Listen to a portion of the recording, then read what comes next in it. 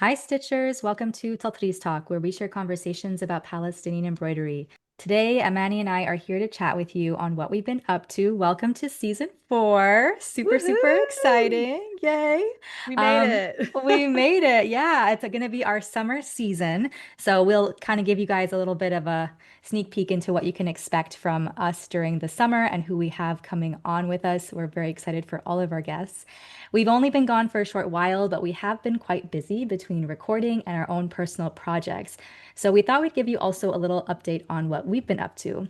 Amani, what have you been up to? I have been a busy, busy bee. Okay, so last month, April, here in the US is SWANA Heritage and Arab American Heritage Month. And so I was really, really busy last month. I got to teach 5 different classes for the San Francisco Public Library, which was amazing. Libraries are such a huge, important community pillar, I think, in every area in the country. And so it was great to be able to work with them and bring Palestinian embroidery to San Francisco Public Library. And obviously, because it's the public library, like they sponsor the class, which is great. They're able to sponsor the class. So people are able to attend and not really have any like barriers to attend. So it was really cool. And I think one of the fun parts, so again, I taught 5 different classes, right? So I'm like teaching all over San Francisco, and like different neighborhoods in San Francisco are very distinct. Like if you know San Francisco, you know this. And so one of the first classes I taught was like in the Haight Ashbury area, which is known for kind of the hippie era and all of that. And so I definitely had some older women who definitely were Oh, dope hippies back in the day. But yeah, definitely a lot of older pro-Palestinian, non-Arab attendees, which was just really cool. And a lot of people who attended also, like, they straight up said, they're like, oh no, I know how to stitch. Like, I know how to cross stitch, I know how to embroider, I know how to do all of this stuff. I'm here to learn about the mm. culture and the history. So that was really validating in a lot of ways. And that was just great. And it's another reminder like why Tatreez matters. Like it's Yes. not just that it's a beautiful art form. It's Yeah. it's that history. Exactly. And that's literally what they all were saying. Again, these, like, a lot of the people who came, especially that first one and then the most recent one I did, a lot of them that came were people who were already familiar with cross stitch, but they were not familiar with the history. And that's what they wanted, the context, the history. I also had a class recently. Actually, no, this was the last class I did with them, was a class where I had a large group of anti-Zionist Jews who came, and actually one of them found it. She shared it in like this WhatsApp group that they have, like a community WhatsApp group, and then a bunch of people came. So it was like really cool. Again, coming in, non-Palestinians coming in to Tatreez as a form of allyship and support, and again, like trying to learn more about history through art. So that was also beautiful. And that same class, I also had 3 Palestinian women in my class who, all 3 of them were from Gaza. And so that was just really nice. It's always, look, I love teaching classes to connect with people, and there's such a beauty in non-Palestinians coming to my class as well as Palestinians. And so it brings me so much joy when both are able to come, and like what each of them get out of it. And actually, one of them I saw pretty recently at a fundraiser event. So it's just nice to continue to see, especially locally, I continue to see people in the community. Yeah. There's So also, I feel like there's something really special about when you're teaching a Palestinian, there's like not necessarily like a moment, but it's you can see kind of the transition happening where it's mm-hmm. like their relationship with Tatreez before they practiced, and then the relationship with Tatreez after they practiced, Yep. and it's so powerful, and I feel like that's I don't know. More Palestinians need to try Tatreez because Yeah. like you don't understand how amazing that Yeah. connection can be for you, especially if you're not in Palestine. Like there's something really special about practicing Tatreez. Totally. And it's interesting because one of the Palestinian women who came to my last class afterwards, she had said, she's like, I did not know a lot of the stuff that you discussed in your presentation. I just like Mm-hmm. I was just not familiar with like a lot of the stuff. Yep. And like I was like, yeah, like why would you be like, like you were Yeah. displaced because of the occupation, and a part of that is being aware of your culture and your history, and that's why it's important for us to learn. And like obviously, like my class is a 2 hour class, y'all. Like only an hour, like 45 minutes to an hour is like a presentation part. So it's not like I can dive as deep as like needed. I'm also not a historian. Mm-hmm. There are plenty of resources for that. But even just being able to give like a little morsel of Yeah. context for people really changes the perspective for Palestinians and non-Palestinians And alike. it's also for Palestinians, it's like they're gonna hear some of those villages. They're gonna hear Mm-hmm. names that are familiar to them that their family has been talking to them about for their entire lives, perhaps. And like anyways, I Yeah. don't, if you're Palestinian or if you have a friend who's Palestinian who doesn't do Tatreez, go tell them to go start doing Tatreez. There's Yes. so many resources. Like, please use them. Yeah. There's digital courses, there's free YouTube videos, there's in-person workshops. There's so much out Yeah. there now. And like truly, it's like an hour, 2 hours of your time. And I like assure you, say this with like so much confidence, it's gonna completely change your life. Even if you don't practice Tatreez ever again. It's not, Yes, I was gonna it's just say. that connection ugh, there's so much there. I just wish every Palestinian could like wake up and join us on this Yeah. journey. No, I completely agree in this context of like, oh yeah, it doesn't mean like even if you don't become obsessed, even if it's not something Yeah, that you practice regularly, having that context, like I've had people in my classes who stitch and who are like, this is really difficult. I will never, ever, ever question the price of handmade embroidery ever again. exactly, And they may exactly. never pick up a needle and thread again, but guess what? They learned something. Exactly. Yeah, and they're more connected now as a Yes, Palestinian. Yeah. definitely, definitely. So that was just great. I did a class at Pixar, which was my second year doing it. I did one last year and I did one again. And that was really fun because the Pixar team, obviously, like if you work at Pixar, you're surrounded by creativity. Like even I feel like even if you're in the accounting like team, like you're still surrounded by creativity. Like there has to be some interest there for you, right? And so being able to teach a bunch of creatives slash people who are into creativity was so fun as it was last year. And it was okay, so it was hilarious because okay, part of my class, as we all know, I love me a clean back. And so I have a slide about it on my presentation right before we dive into stitching. But it's kind of, it's a teasing thing. And I also have a variety of pictures. And another thing I do but I like to flip over my thobe that I'm wearing, which is usually like a vintage thobe that usually has like a back that's like all over the place. Yeah. And so I like to do that to kind of show like, look, there's so many different iterations of what a clean back is. Like, it is what it is. A clean back is what is the most comfortable for you and how you like to stitch. And so I say that obviously. But as I stitch, I talk about, or sorry, as I teach how to stitch, I also talk about thinking about strategy and where your needle's going and so on and so forth. So I think a lot of people take away, people who think like me take away the clean back thing, right? Yeah. So I taught this class at Pixar. It was great. They were awesome, so much fun. I came back a week later because they had a SWANA Heritage Month market and they invited me to come and sell my kits. I cannot tell you how, and I think I did post pictures and videos on my Instagram. I gotta tell you how many of my students from the previous week came back to show me their finished products and show off their backs. I It love was it. so cute. It was really cute.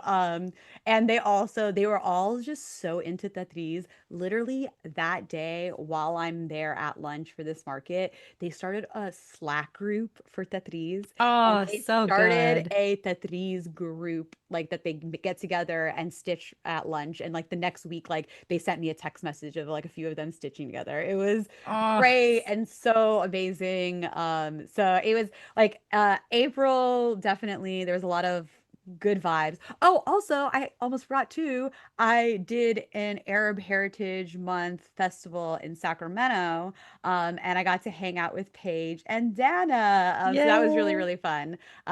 Paige had a little setup at my booth with me, so we hung out all day, and then Dana was in a booth across from us, so we got to chat here and there and hang out. But that was really fun, and again, always just really exciting to meet people from the local community. Even though Sacramento's like 2 hours away from me, like, still it's Northern California. So I know people who moved up there too. So it was good vibes. It was very good vibes. Arab Heritage Month, 10 out of 10 would recommend. Too bad no one else recognizes it. Yeah, it's fine. I did. I loved it. It Exactly. was a blast. Honestly, if they had that kind of thing at Pixar that they and like at my previous company, I probably wouldn't have quit. I would have hung out there too. I would have gone, Right? So Yeah, no, it was great. And they have a SWANA ERG, which is an employee resource group. And they're the ones that brought me in last year and they brought me back this year. And they're great. The two people that I worked with, one is Kurdish and the other is Palestinian. And they're both just like super awesome. And everyone at Pixar is like so respectful and mm. appreciative of the art. So that was great. I definitely have been dropping hints. Hey, we should do like a Tetris short. I got friends at Oh Pixar my now, God, so yes. Wait, right. yes. Oh my Yeah. goodness. I Make wouldn't that hold our breath. happen. I wouldn't hold our breath. But I know, you never know. but Say never. Never say you never. never know. You never, interesting. Yeah, yeah.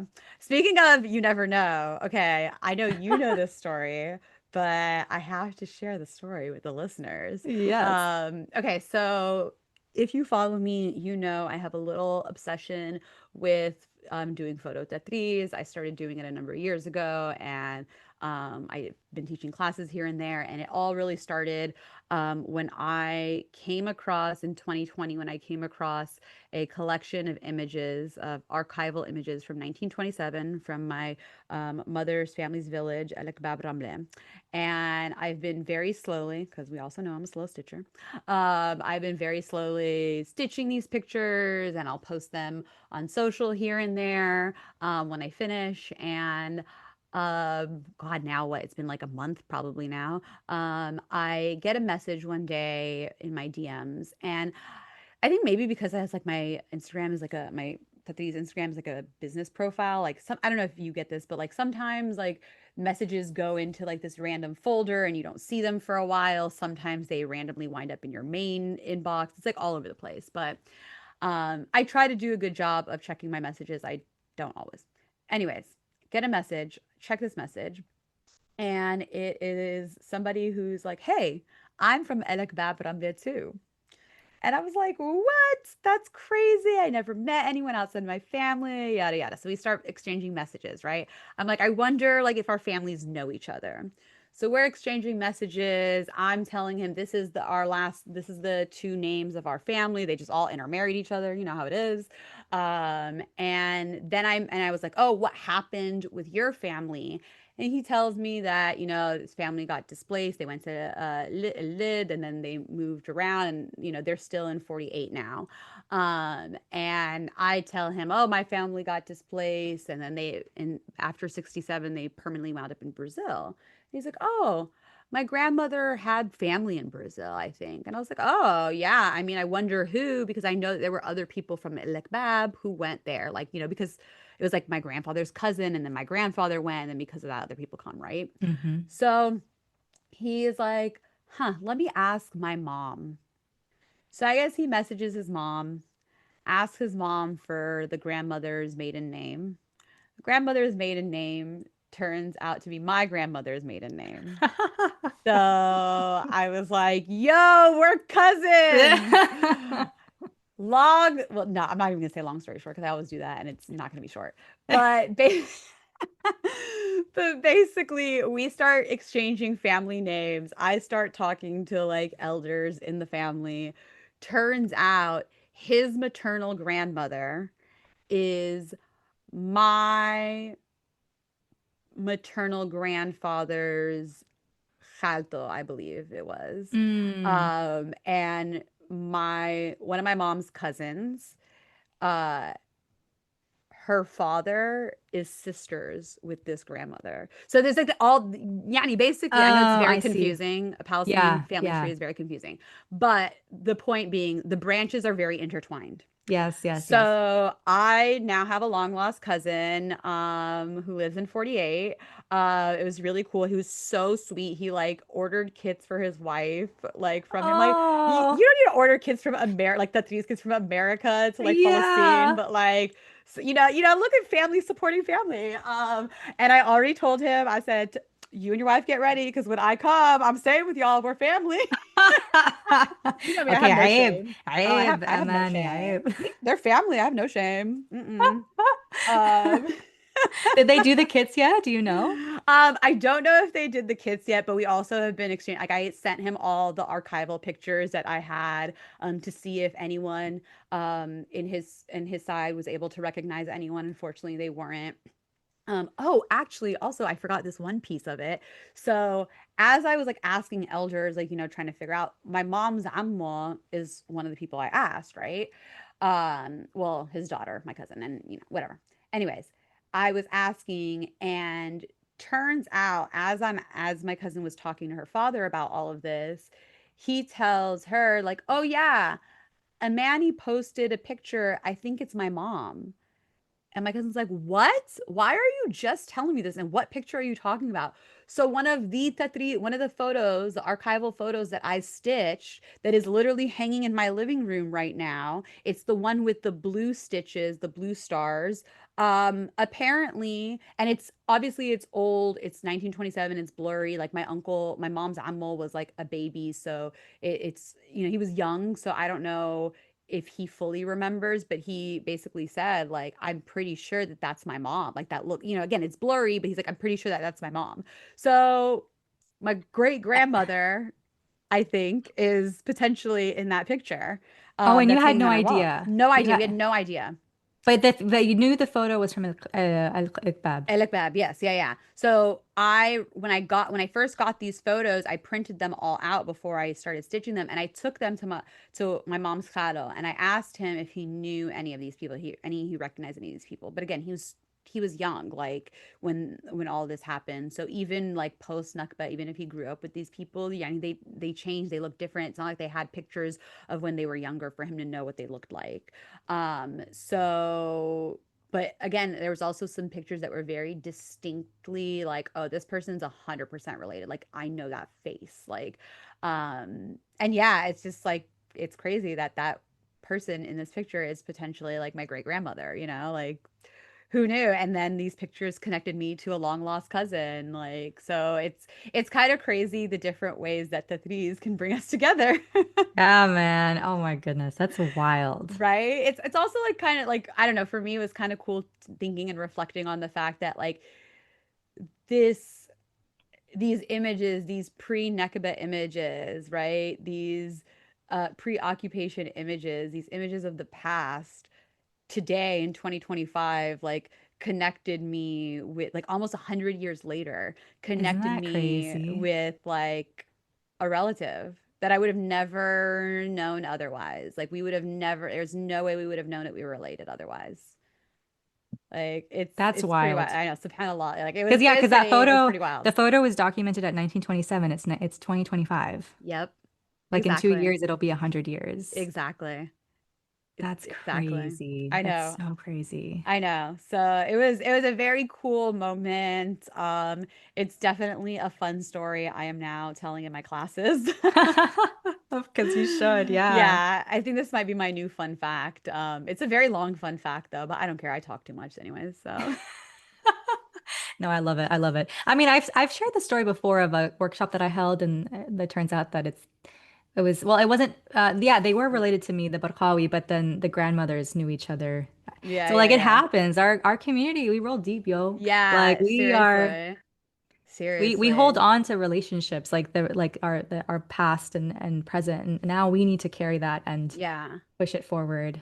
Oh, It's true. Like, because if we didn't know, like, if I didn't know my grandmother's maiden name, which a lot of people yeah. don't, Yeah, exactly. I mean, my grandmother also never changed her name, but like, still, like, a lot of Arabiya, people, I know, Arabiya. I love like, it. but still, like, you don't, If you don't know, you Yeah. don't know. And Yeah. it just shows how easily um with each generation things like history can get lost. And again, that's also a goal of the occupation, for us to Hmm. forget and for our histories and our stories to be erased. Yeah. So we're stitching those stories every day and not Yeah. letting that happen. Sorry, not sorry. Sorry, not sorry. Yep. Yeah. And then what else has been going on? I mean, those are like the two biggest things I've been occupying my time with. Oh, okay. We can talk about what just happened last night. Yeah, I was waiting for this. We're gonna talk about just what happened last night. So by the time this airs, we're recording this A week on before it airs. literally a week before. Yeah. Okay. So for those of you who don't know, we have a Facebook Tatreez group. It's like something that a bunch of us started like a few years ago before the podcast, before we were like super active on Instagram. Like, it was just because the thing that we found was like Instagram is great for sharing, but it was hard to like hold conversations with a bunch of people. So we just threw together a Facebook group, right? And it's just like organically grown, and it's like a fun community. People share a lot of their work, yada yada. So we normally don't have issues. Like we've probably had to I think we've only removed well, with this person, three people from the group in all the years. And all of those three people were just people who like didn't pay attention to the rules, who like were using the group to like just sell product, and as opposed to like engage in community, right? So anyways, this last person um was removed from the group after breaking the rules multiple times. And which is like, it is what it is, whatever, it's not a big deal, it's just a Facebook group. But they decided to be petty, and to instead start their own Facebook group, which is fine. But they decided to start releasing free Tetris patterns in that Facebook group, including patterns that my original patterns that I designed and offer on my website. And That you obviously offer not for free. not for free, no, Exactly. for purchase, because they are original. Like obviously, as we know, I use traditional motifs, but I use traditional motifs to create my own original designs. And so yes, this person decided to do that, and obviously they activated my petty too, because sis, I was mad yesterday. I was not in a good mood yesterday. They caught me on the wrong day. It's also very easy for people to activate me. And I was activated. Like it pissed me off for two reasons. One, stealing my art. Like Yeah. obviously, like look, I sell these patterns here and there. It's not like I'm paying my bills. Like it's not like I'm Hmm. gonna go bankrupt because you distributed a pattern that I sell and you distributed it for free. It's not even the point of the money, it's the point of the principle and the respect for art. This is like, I've spoken to other Arab and Palestinian artists, not just within the Tatreez community. And this is like an issue in our community of like not having respect for art. And not like, look, none of us are perfect. I am not the greatest at all the time about citing sources. I try to when I know the sources, and I could do a better job of trying to find the sources when I don't know the sources. I think that's like, we're human. It's good to hold ourselves accountable. It's good to respectfully hold each other accountable. Um, but there is a difference between, oof, my bad, I didn't know, or I messed up, versus blatantly stealing someone's work. Obviously, they're not profiting off of this. This was like I'm going to be petty because you guys kicked me out of your Facebook group, which is so stupid. Um, but to me, it just speaks bigger volumes about your lack of respect for artists, for art and artists' work. I think the other thing that really bothers me, and if I'm going to be honest, not just bothers me, but disgusts me, and something that we've discussed, I think on our season finale, with last season's finale with Bayan and Iman. And it's something that a lot of us have discussed in private and in community. Uh, since October 7th, there have been a lot of new businesses popping up. that pop up in the name of we're a Palestinian business, we're a business donating to Palestine, we're a business that is raising funds. You know, like there's like we're a business that's supporting Palestinian refugees, whatever it might be. Um, and there are a lot of people who mean well, and there are a lot of people who are doing good things. And I do not want to take that away from anyone, and I don't want to shame anyone. But there's also a lot of people who are using Palestine, who are using genocide for profit, and as a marketing tool. And that's what's gross. And look, this place, these people, it's apparently like multiple people. They claim to be like, I don't know, like they claim to be very young. Like they claim to be like, there's like people that claim to be 10 years old, 17. You're like, I don't get it. They claim to be based in the UK. I don't understand any of it. And they claim to be a nonprofit. That might be 100% true. That might be 1,000% true. And if so, bravo. But if you claim to be like supporting Palestinian art and for Palestine and for Palestinians, don't steal from Palestinian artists. Like, there's Hmm. no point. Like, I don't get it. It's just, you're just, all you do when you do that kind of thing is devalue the art as a whole. Um, and also like devalue like Palestinian culture if you're only going to use it as like this marketing tool for charity and fundraising. I don't know if you are actually doing charity and fundraising. If you are, again, great, but if you're not, then like gross. And if you are, still be ethical. Yeah. So and now I'm over it. Well, I'm not over it. I'm over them and their existence. Yeah. Yeah. But yeah, I just wanted to share with the world because I know this is a problem. I know I'm not the only one because so many people DM Yeah. me.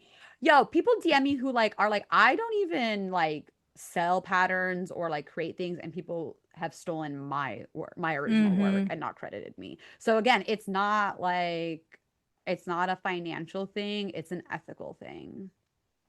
Yeah, and I think like the biggest takeaway from this experience that you unfortunately had to have is like do a little bit of research, just a Yeah. little bit, especially if it's something that's being marketed as, going towards Palestinians or in support of the Palestinian movement, like explicitly, if they're explicitly saying that, then they can explicitly say how they're doing that, who are they Hmm. impacting, who are the connections that they have in Palestine. And if they're not sharing that, and if you can't tell, ask. And then if they Hmm. don't answer, then that's not a great place to spend your money or spend your time or promote like or amplify.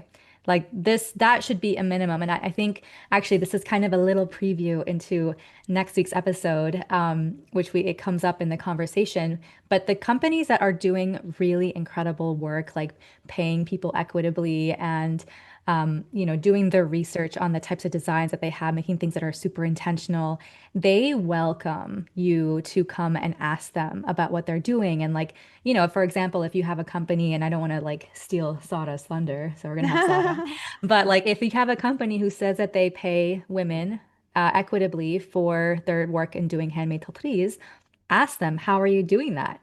And they're going to be really excited to tell you because from their perspective, and this always stuck with me, from their perspective, that means that you really care about the embroiderers that they're Yes. supporting. And Yeah. so I think that's like, this is all kind of related because the person who is making this art, it means something to them. So if you can just do them the favor of recognizing where you got the pattern, getting their permission, obviously, like most everything is probably not meant for business. It's meant for profit. It's meant for your own personal use. So confirm before you use it on like your apparel, for Hmm. example. And also Sis. like we don't need any more sweatshirts, to be honest.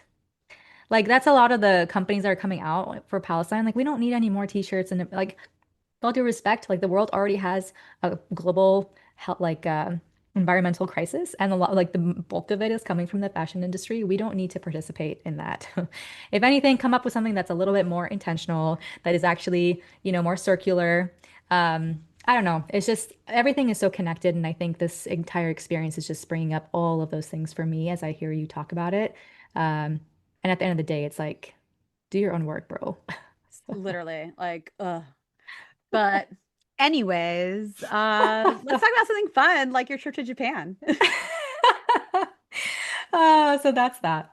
Um, well, I'm sure it'll come up in like future conversations, so I'm not worried. And unfortunately, it'll probably happen again and again and again. So, anyways, Japan was wonderful. Highly recommend. I think everyone should go. And there's something about Japanese culture that it was hard for me to have probably learned it without going there and experiencing like just life in Japan.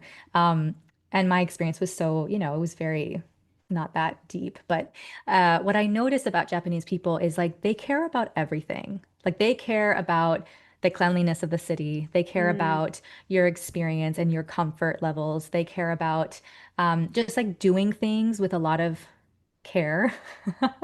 Like I'll never forget the stark difference from like going to a shop in Japan and the way that when you pay at the cashier, oftentimes they'll like come with you and like take you to the door and then give you the things that you bought by hand, as you're exiting the shop. that gives me a little anxiety. I'm not gonna lie. I feel like, okay, No, back up, it's bro. really beautiful. It's really No, I beautiful. know the intention. I know the intention, but for It's me, no, no, well, that's because that's the we've been like, what's it called? I We've like my been personal space.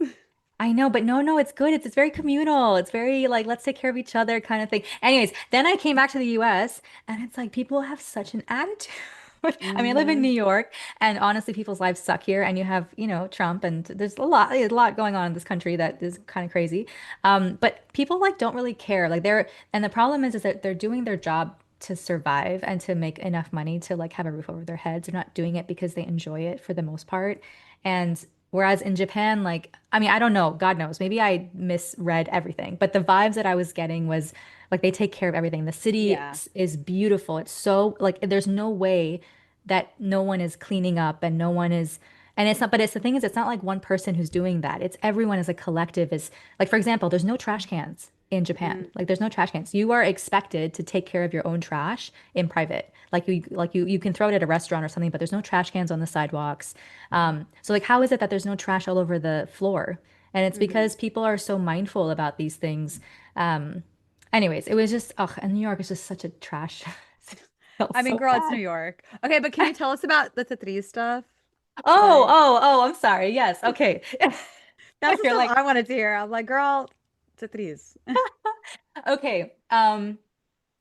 So I have been following this Tatreez account that's based in Japan, and it's this beautiful collaboration between the Japanese kimono and Palestinian Tatreez. And I've never really known who was behind it. I've just seen this account and thought it was powerful and beautiful and a really cool, use of or like a good sign of solidarity or whatever. So I messaged them before I went and I actually didn't hear anything back. So I was like, okay, whatever. Maybe they're private or maybe they're not like really engaging with other people. They had an event, but I wasn't going to be in Japan for the event.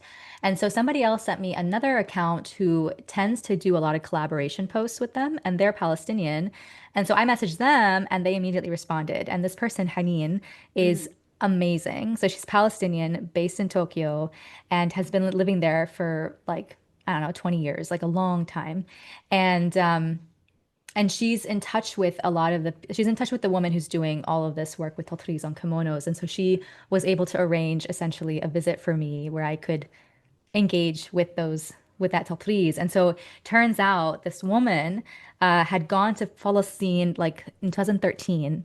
And from the moment that she got there, she was Hmm. like, what on earth is happening? Like she was Hmm. completely active. I like the word you used earlier, activated.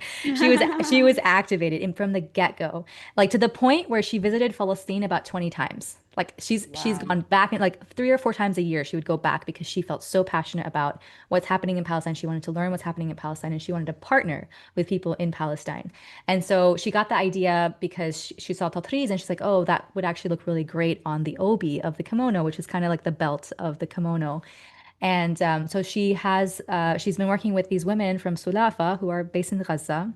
And I mean, she's been doing this for years. So this obviously hasn't been happening for the last year and a half more. But before that, she was, commissioning them to put Tatreez on these obis, and then she would bring them back to Japan to raise awareness for Palestine in Japan by making it relevant to Japanese people. And now she Hmm. has like she does these events, she'll do fashion shows, she'll have different exhibits. and just like use it as a conversation starter. And now they sell the obis to people if you're Mhm. interested, if you're Japanese and you want one, she sells them and they're absolutely They're really breathtaking. cool. Yeah, Oh they're my God, they're beautiful. breathtaking. And it's Yeah. so much work. It's so much Yeah. fabric. The kimono is so much fabric. So Yeah. the obi itself is like this long, long, long, long. It's not like just a belt. It's like a Hmm. long piece of fabric, and you Yeah. have to place it in like the right places in terms of how it's constructed on you Yeah. afterwards. I think it's also just a really cool way of infusing two cultural traditions while still Mm, like I mean, obviously I've never been, but I have also followed this account for a long time and like am familiar and like I feel like they've always been very, very, very respectful of shouting that this is Palestinian hmm. art mixed with Japanese cultural wear. And so that's like that's very unique and different and I don't think everyone can pull that kind of thing off. Yeah, And yeah. they've done a very good job of doing that in a very like respectful way, I think. And it's not surface level. That's the part Yeah. that I'm Yeah. so like impressed by, or like I just love so much. That they're honoring the Palestinian history. They're honoring, like they're talking to you about the history of the villages. Like she knows, like where, Yeah. and she knows the women and where they're from and what motifs. Like she's choosing the motifs intentionally so then she can then educate people in Japan. Like it's everything is super intentional and honoring essentially. So it's yeah, like you Yeah. said, the collaboration is absolutely incredible. Yeah. Um, uh, yeah. I love it. Japanese people, though, I'm telling you, there's something about their culture that is really grounding. Mm-hmm. And even they have their own, I did also other textile stuff while I was there. Like Yes. I did a dyeing workshop. I learned about their dyeing, at least one of the techniques they have. And then I had learned previously another embroidery technique called sashiko, which it's so much fun. And what I love about everything, like even at the dyeing workshop, they have like a small museum on top on the second floor.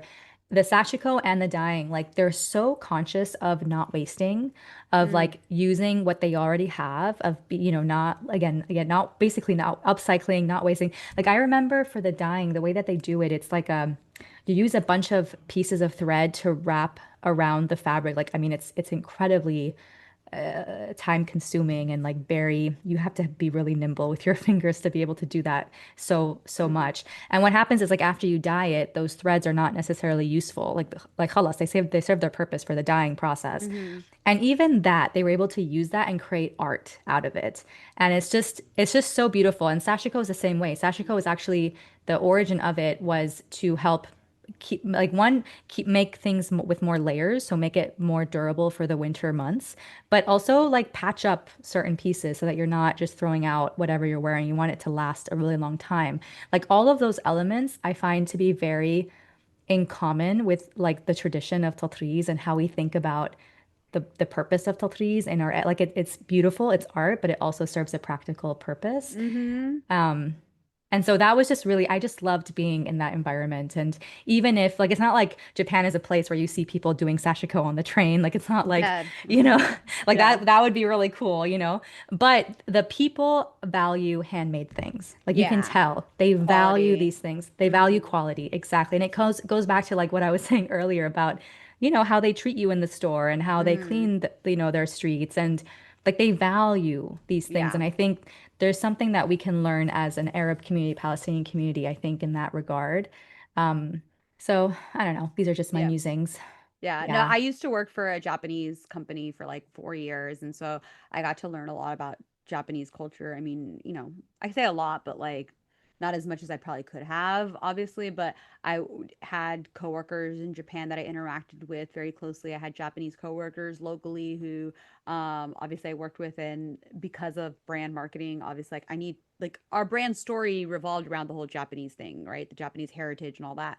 So I got to learn a lot, and it is a culture that definitely values quality, it values handmade, and it definitely they value community. Yes. And I think that's beautiful. It's, as you said, like very reminiscent of what it looks like in our community. But we definitely need to bring it back to that because I think Yeah. I forgot who said it, and so I apologize for not like quoting this person as we talked about citing sources.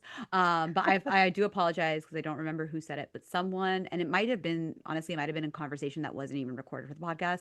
But I remember someone saying like because of the mass production that we see with like these Mm, machine thwab, and not to demonize machine like made embroidery.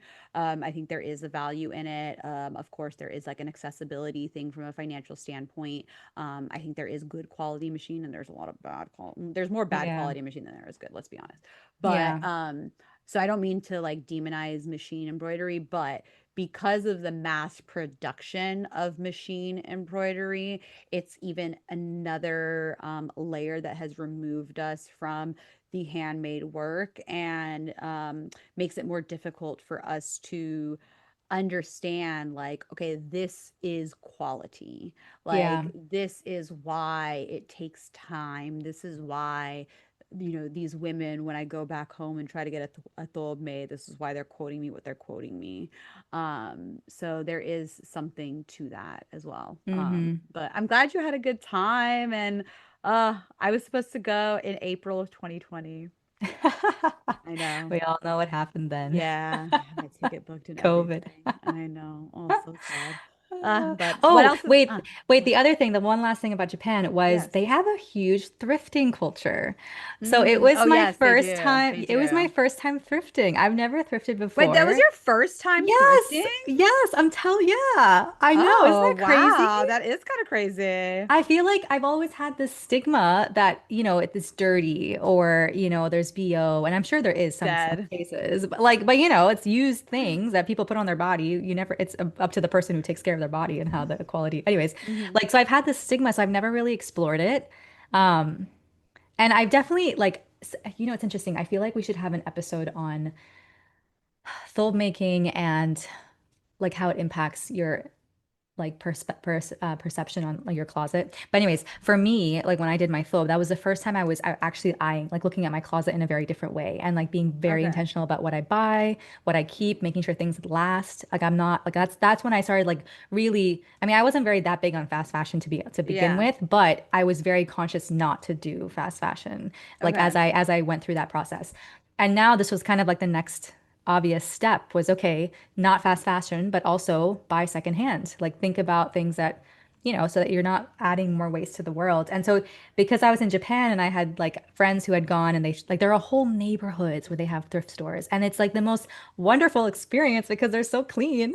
Hmm. And it's just beautiful and they have really high quality thing. Like you can tell everything's taken care of. So yeah, it was my Hmm. first time thrifting and Wow. I got a few things, and also it's the most affordable option. I got two pairs of jeans and a shirt for $12. Yeah. Yeah. Like, Yeah. and really, they fit really nicely. Totally. Thrifting is great. Thrifting in San Francisco is really hard because everyone does it. So it's hard to find good Ah, stuff. yeah. And a lot of the good thrift stores have like really raised their prices. So it's kind of like, it's not even like Mm, makes sense to thrift sometimes. yeah.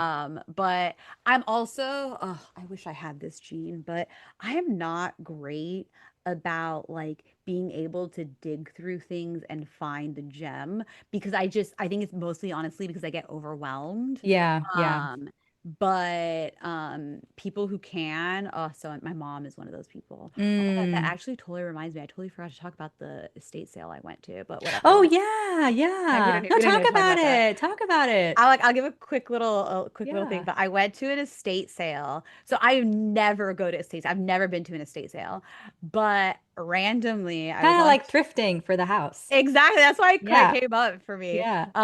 But I saw that like this random video popped up on my TikTok. Like my TikTok for you page has been getting, my algorithm has been getting a little bit more localized, which is cool because then I get like all these like cool events locally in the Bay Area.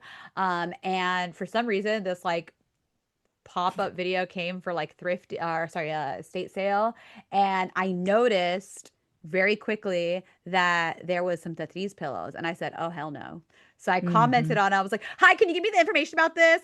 These are Palestinian Tatreez and they should go to a Palestinian. I'm so annoying. I was like so annoying. You said all of that in the Oh, comment. 100%. You know me, I have no You didn't shame. need to share that. I mean, you should A have hundred just. percent I needed to share that. I have no shame. So and of course like there was like people like liking my things, like, yes, I hope you get it. I hope you get it. I'm like, thanks, sis.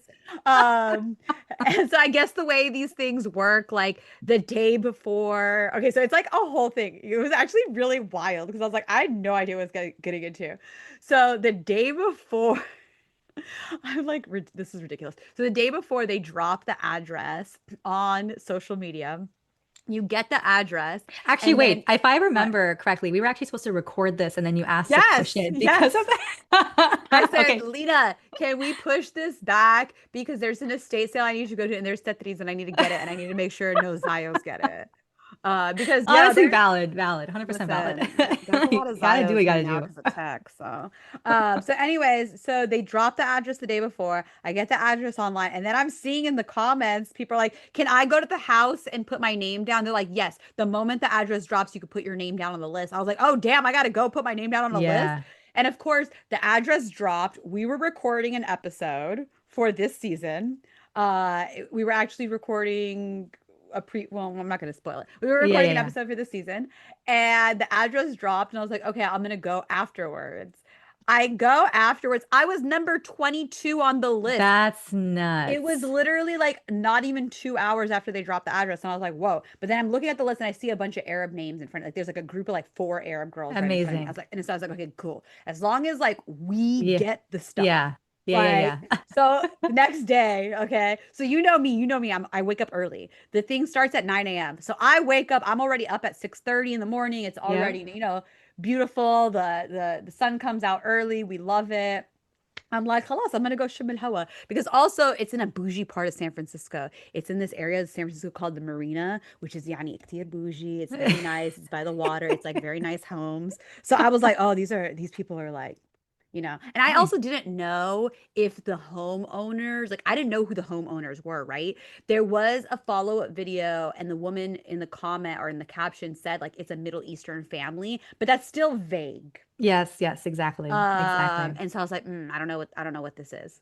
So, anyways, I get there bright and early. It's a beautiful day. I'm hanging out. Well, I get to the house, and I'm like, because I read, like I just need to show up like right before they open. I get to the house. There's a swarm of people. There's hella people there. What? I was like, what is going on? And so I was like, okay, whatever, it's fine. So I went and they called names and they let the first 40 people in. So I'm like, I get Oh, in pretty nice. early, Okay. which is Yeah. great. And then these Arab girls are right in front of me, right? So like, okay, so we go and I bolt straight to like where Beeline. like beeline. So I go, or no, actually, before I even go in, I asked the woman at the front, I said, I am here for the Palestinian stuff. Where is the Palestinian embroidery? Where's the Palestinian art? And she did say, she's like, the family took a lot of it with them. And I said, Okay. okay, that's fine, but what is here? And she's like, there's a Yeah. couple things. She's like, I'm not sure, but there might be a couple things. She goes, go upstairs and look, there's art upstairs. And I said, okay, bet. So, anyways, I go in, I see a Tatreez pillow on the couch. I want to go grab it, but before I grab it, someone else grabs it. I was like, but then I look and it's clearly like an Arab girl. I was like, okay, that's cool. And then we Yeah. make eye contact and she's like, oh my God, like saw you outside, like totally, because obviously I was wearing like a sweater, like a, you know me. Resist. Big old Palestinian map on my chest. And I think we've also like I think they like had connected previously from like the 30s stuff. Anyways, so I was like, okay, cool. As long as like you guys got it. And I was like, I told the girls, I was like, listen, we're talking in Arabic, right? And I'm like, okay, Banat, we gotta like, Yeah, we yeah, gotta yeah. make sure we Team get up. all of Yeah. it. Like, we'll let each other know, blah, blah, blah. So I go upstairs, I find these two Tatreez pillows, I grab them. There was like another like pillow cover. I didn't like it. It wasn't my style, but I grabbed it because I was like, I'm gonna give it to one of these girls.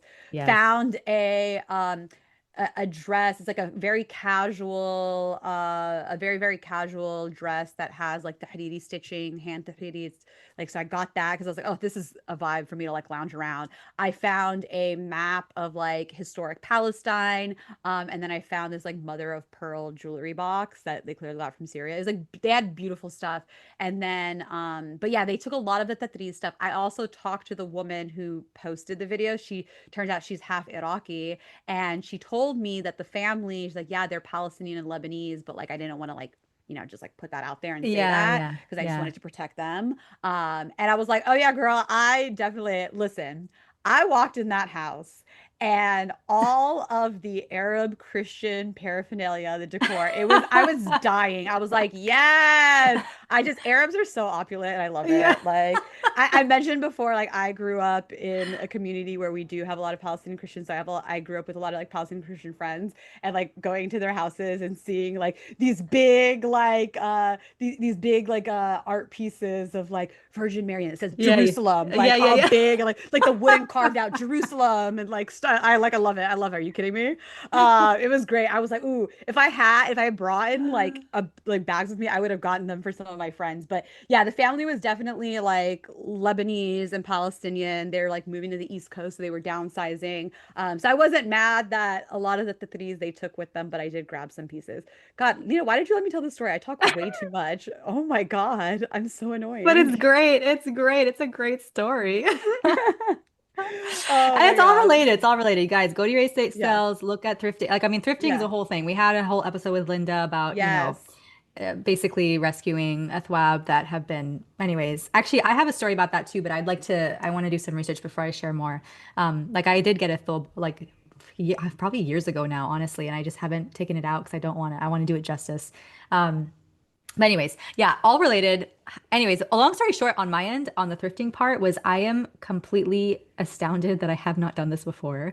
And it's opening up so much creativity for me from a Tatreez perspective. Like, imagine all the things that I could Tatreez from things that I buy from us. Yes. Like, just imagine. Anyway, so it's inspiring I want to do a summer stitch along and it's inspiring that. And I think my summer stitch along is going to be along those lines of like either you thrift something or you get something from your closet and you add Tatreez to it. And there's Oh, some I want sort to of participate. I want to yeah, participate. Yeah, yeah, yeah, yeah, yeah, yeah, yeah, yeah. yeah. And like there's probably Yeah. like some central theme. I really want to explore flowers, florals. There's something Cute. about florals but I want it to be really intentional and educational. So Mm-hmm. we're working on that. We're figuring it out. But that really was an inspiration from Japan and like just this Yeah. concept of thrifting and I'm so obsessed with all of it because I feel like there's such an opportunity here. Oh, there's so much that we Yeah. could thrift. I know. Like it I makes it love that. interesting because you can add Tatreez to it. That's what Yeah. makes it so interesting. Like it's Yeah. I'm so excited. I'm so excited. Love it. Love it. Love it. Yeah. Okay. So I'm that's totally joining that stitch along. yeah. I need to wrap it up and create. I have like all my notes and ideas and on paper. I have to actually flush them out. But Yeah. so that's something to look forward to this summer. And otherwise, I've been working a lot with my online community in the Tatreez Lab, and because I've been with these people now for the last probably like 9 months, like since last August, and most people have been kind of around since the beginning. Mm-hmm. I've gotten to know them very intimately and I know them very well. And the thing that comes out to me from everything that we've done together is that everyone has so much to offer. Everyone has Mm-hmm. so much of their lived experience, of their own knowledge, because everyone is so different. It's kind of similar to how we've spoken about the Tatreez retreat in many ways, where Mm-hmm. like they're not necessarily Palestinian, but everyone who comes to the Tatreez retreat, for example, Palestinian or non-Palestinian, they're so different from each other. They are going to be Yeah. ranging in age group, in careers, in family life, and all the things. Mm-hmm. But the one thing that brings us all together is Tatreez, and like basically I would go trying. even further and say that these and our shared um support of Palestinian liberation too. Yes, exactly. There's like an automatic Yeah. understanding. We're on the same page on all of that stuff. And it's the same thing in the Tafreez lab. Like everyone is so different. These are people that I probably would have never gone in touch with otherwise. Mm-hmm. And what I've been doing every single month is we do a workshop type of session every month. And what I've been doing is kind of tapping individuals from the community to do something that is Cool. within the kind of their realm of whatever. And so, anyways, like tomorrow we're doing a hand dyeing workshop, or Saturday this weekend we're doing a hand dyeing workshop. We've Cute. done like presentations on thinking about media and like representation. We've done art as therapy, like, and these are people who have like their own expertise, and so they're bringing it. Mm-hmm. It's not just like someone Googled this thing and we're doing it together. It's like Totally. it's beautiful. And so something that's been happening in the last month or so is kind of reframing the community as like in my mind, I was kind of anticipating it as being Palestinians wanting to learn more about Palestine through Tatreez. Like that's what I Mm-hmm. thought. That was my hypothesis. And actually, what it's proving out to be is using Tatreez for collective liberation. And this is where all of us can participate. We have like everyone has like permission to bring in Mm-hmm. whatever they're thinking about. So whether it's like Palestinian liberation, whether it's thinking about environment, sustainability, thrifting, repurposing, upcycling, all of that stuff, whatever it might be, even like liberation for yourself, like feeling more Mm-hmm. confident in your identity or any of those things. That's kind of what we're starting to explore together. And it's making me so hyped up for like what's to come because I don't know what it is. But I'm just like so excited for what it will be. And I was actually literally talking to a community member before this, and the way that they were describing it was we're all kind of grieving collectively, and Tatreez is a way to grieve, but also create this new world that we want to see. Mm-hmm. And I feel like the Tatreez Lab is an extension of that. And I'm just so excited about it. So that's kind of been happening in the Tatreez Lab in my Cute. community. Love. It's open to everyone. You're more than welcome to join wherever you are, and it's all virtual, so you can participate. And other than that, I've been doing a lot of really fun pattern making stuff for a thwab. So working on a couple of updated patterns for the thob sewing pattern. Perhaps making a smaller version of it as well. And really excited about that. It's actually been, I don't know, sewing has gotten really fun for me recently. I've gotten really I've into it. noticed. Yeah. I'm so jealous. I'm so bad at sewing. It took me a So bad. while. It took me a while. It was, and I think it's because maybe you feel the same way with other art forms. I don't know, but for me, Tatreez always came naturally because I've kind of been doing it for so long. So I haven't really had to struggle, if you will. Like new Mm-hmm. techniques were fun because I had my foundation. Mm-hmm. With sewing, it didn't come as naturally. I had to like learn on my own basically. Mm-hmm. And so there's a lot of, and it's making me, it's humbling me and also reminding Yeah. where a lot of people are coming from when they start Tatreez as well. So I need to remember Yeah. that. Um, but now that I've been doing it for a while and I've been making a thwab, like I can say that now, I've been making multiple a thwab. It's becoming really fun and it's Mm-hmm. opening up like thrifting is like one level. This would be next level. It's like thrifting and then making it my size and making it Yeah. fit better. Like that's even more Yeah, of all of totally. Like this. altering it. Alterate, yeah. And Yeah. rethinking and like the idea that Gilles does where they take these old ebbas and put them on a new like Mm-hmm. I could probably do that after like I mean Totally. I think all of us could do that actually. You'd be surprised. It's not as hard as people think, but it's more like accessibility to having a sewing machine and Yeah. learning and taking the time and not getting frustrated Yeah. when it doesn't work. I hear you. There's someone in my local community here, Asma, who's also on social. She's great and she is a sewer. She teaches sewing classes. She lives a little further from me, so I wasn't able to like sign up for her upcoming class, but she's coming to our Three Circle next week. Yes. And she's so sweet. Oh my God, she's so sweet. She messaged me and she's like, "Hey, no, you can't make it to the class. Um, if you're down, I can bring my sewing Oh, machine and I bring love that. fabric and show you and do a project with you." And I'm like, are you like kidding me? That's So she's so amazing. sweet. She said she'll do that. And we'll see. I honestly like, what for me is the hard part about sewing because I have taken a sewing boot camp before. Although I will say like I forgot everything because if you're not Yeah. doing it regularly, you forget. Yeah. But Tatreez, I think one of the things that I really liked about Tatreez is that it's very controlled because Yeah. it's on a grid. Mm-hmm. And yes, there are a million ways to mess up. But for me personally, it felt very safe in that way. I like to like when someone tells me like I've been to like a water painting class, right? And they're like, just paint whatever. I'm like, no, I need somewhere to Yeah, yeah, start. yeah. Yeah, Like, yeah, no, no, yeah. no, Yeah. don't tell me that. And Yeah. with Tetris, even though I very early on started designing my own patterns, the grid was my starting point, if that makes Exactly. any sense, right? So it felt very safe for me. When I took the sewing class, and I remember I made a little pillow, and I Yeah. did make the pillow, but I got so beyond frustrated. I was getting pissed off at myself because I could not sew the line straight.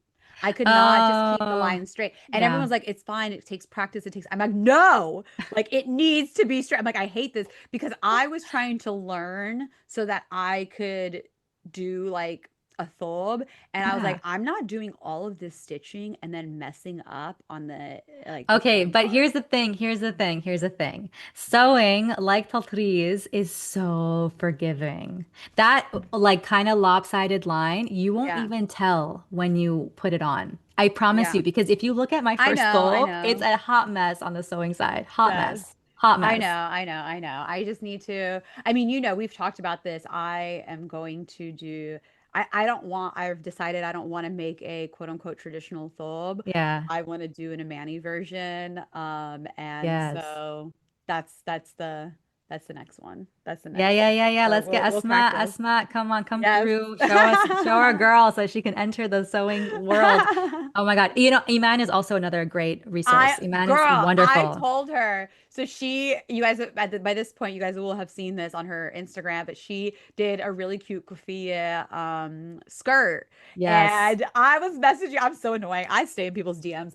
I was messaging her. I was like, hey girl, so when am I coming to San Diego for you to teach me? Yeah, yeah, yeah, yeah, yeah. And that piece looked intense. That's a So lot of I know. But pieces. Oh my gosh. remember her first episode, like she came from that world. Like so That's true. she That's where she like started. Yeah. and same with Esma, like Esma also like I see the work she like they know how to like create clothing from patterns. Like Yeah. that's what I want to learn. I think that's one of the things It's that not like complicated. It's not but see, complicated. that's one of the things like I went to this sewing boot camp and it was great in the sense like teaching us the fundamentals, but I kind of want to go and I just have not had I have not been able to Yeah, yeah, find the yeah. right class. I want to go to a class that's like a multi-series where like I learn the fundamentals, but I want to be able to like learn how to read a pattern. Let me Yes. teach me how to cut the fat because that's the stuff that scares me. That's what Hmm. like intimidates me a lot.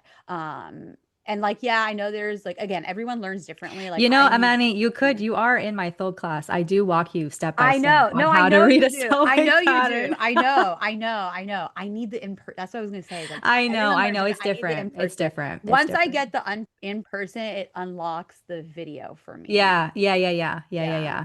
yeah. You But got this, girl. I'll show yeah. you. I'll show I you. know. I know we just Actually, because I know we're probably way over the we're time that we. talking way too much. We're talking this is honestly it's also my fault. I need to shut up. It's I'm so okay. sorry, It's okay. everyone. No, but there's the very nice segue right now because there's a very, hopefully you made it this far because we have such an incredible announcement and we probably should have started off with it on We this should episode, have. but it's okay. You've hopefully enjoyed our banter and enjoyed this experience. So, Or just fast forward through my talking. yeah, we're no shame. It's okay. Whatever. But basically, speaking of collaborations, like things that we're working on that we've been thinking about, Amani and I in particular, and things that we could do in person, Amani and I, Amani, would you like to share? Drum roll. Yeah. Hopefully that sounds decent on the camera. Yeah, so we are doing our first live event. We are doing a Tatreez Talk live. Uh, Oh, so good. Really excited. So what we're gonna do is I'm coming to New York.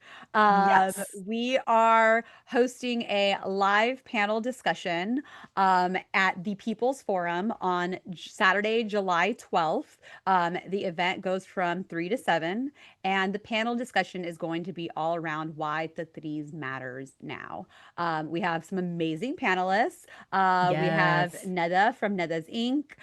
We have Samad, who you guys have heard from before. Well, you've heard from everyone except Zainab, not yet. But we have Samad from Tatreez with Samura, and she's been on the episode before.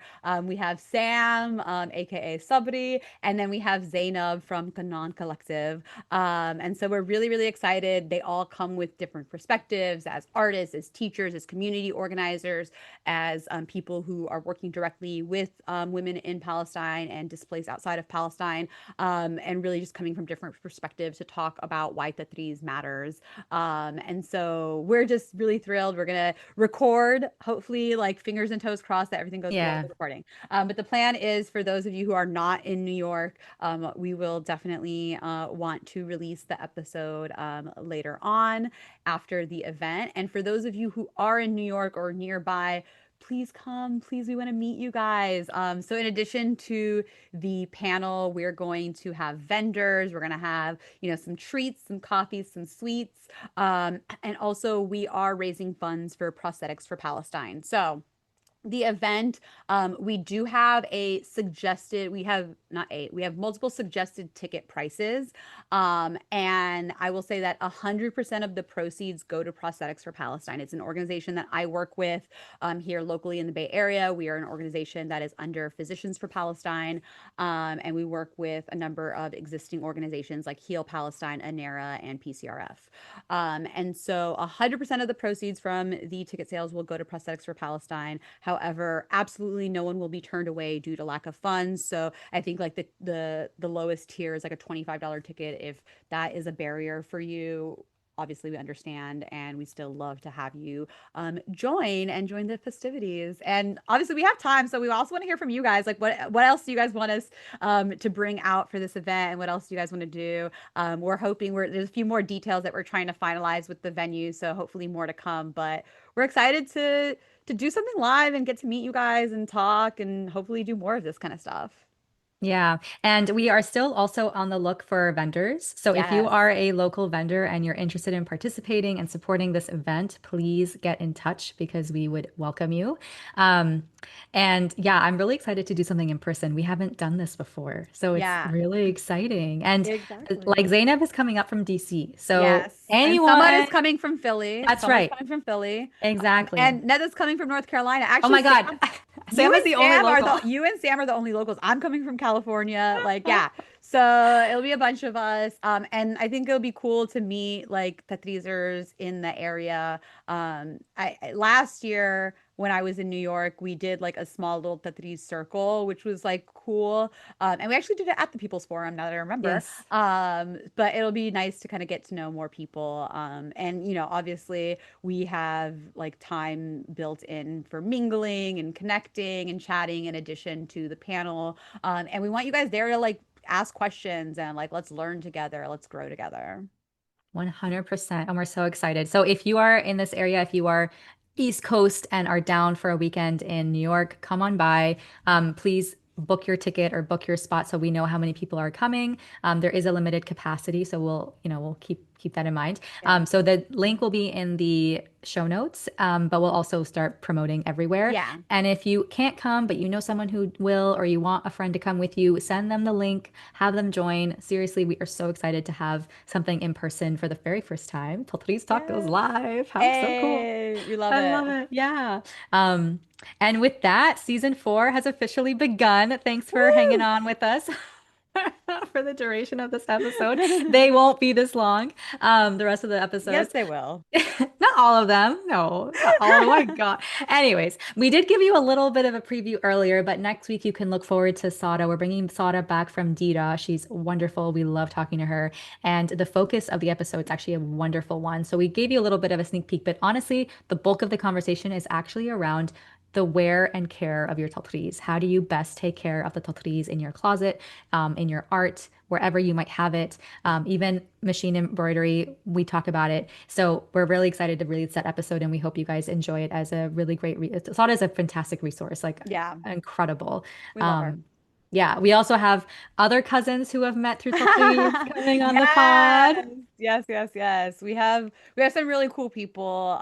We have someone who is based in Canada who is going to talk a little bit about the work that they're doing with other Indigenous art as well, which is really cool. We have some people talking about hand dyeing stuff. So it's just a lot of like some old twab and all that stuff. We have just a lot of cool people. So many cool people. I feel like I don't know, every time we do one of these, I'm always in awe of our community and the different ways like that people are interacting with the threes. And it's just beautiful to see. And hopefully we continue to chat with more people about it. Yeah. Thank you guys so much for listening to the very first episode of season 4. You guys all know the spiel, but please subscribe, share, give us a good rating, send us your stories about Tatreez. If you'd like to be on the podcast, if you know someone that would be a great guest, please send them our way. We're always looking and hoping to amplify everyone's amazing Tatreez related work. And show up on July 12th. We'll be in New York and excited to see you.